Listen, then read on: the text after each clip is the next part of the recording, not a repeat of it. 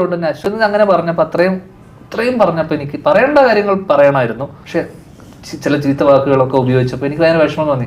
എൻ്റെ സുഹൃത്തായതുകൊണ്ട് എനിക്ക് വിഷമം തോന്നി, ഇത്രയും പറയേണ്ടിയിരുന്നില്ല എന്ന് എനിക്ക് തോന്നി. ഞാൻ പക്ഷെ പറഞ്ഞല്ലേ, എപ്പോഴും അവസാനം വരുമ്പോൾ എന്തായാലും ഇത് കാണുമല്ലോ. അപ്പോൾ പക്ഷെ അത് കഴിഞ്ഞു, അത് അവസാനിച്ചു, പറഞ്ഞത് പറഞ്ഞു, അത് തിരിച്ചൊന്നും എടുക്കാൻ പറ്റൂല, അതത്രേ ഉള്ളൂ, അതോടെ അവസാനിച്ചു. പിന്നെ ബാക്കിയുള്ള സൗഹൃദം എന്തായാലും അത് സിനിമയ്ക്ക് പുറത്തുള്ള സൗഹൃദമാണ്.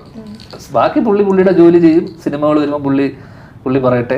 എന്താണെന്ന് വെച്ച് കഴിഞ്ഞാൽ കഴിഞ്ഞ ദിവസം ഞാൻ ലിസ്റ്റിന്റെ ഇതിന് പോയപ്പോൾ ഞാൻ പറഞ്ഞു, ലിസ്റ്റിനെ എന്നെ വിളിച്ചിട്ട് പറഞ്ഞിരുന്നു, അളിയനെ പറ്റി ഇത്. അപ്പം ഞാൻ പറഞ്ഞു, അളിയനെ പറ്റി ഒരാൾ നല്ല വാക്ക് പറഞ്ഞത് ഞാൻ കഴിഞ്ഞ ദിവസം മൈക്കിൽ ഞാൻ പറഞ്ഞു, ഇങ്ങനെ ഒരു പൊട്ടനെ പറ്റി പൊട്ടനെ പറ്റി വേറൊരു പൊട്ടൻ അല്ലെങ്കിൽ വേറൊരു മരംപൊട്ടൻ പറയുന്നത് കേട്ടിട്ട് ആനന്ദമായിരുന്നില്ലേ ലിസ്റ്റിൻ സ്റ്റീഫൻ നിങ്ങൾക്ക്? ഞാൻ ലിസ്റ്റിനോട് ചോദിച്ചു.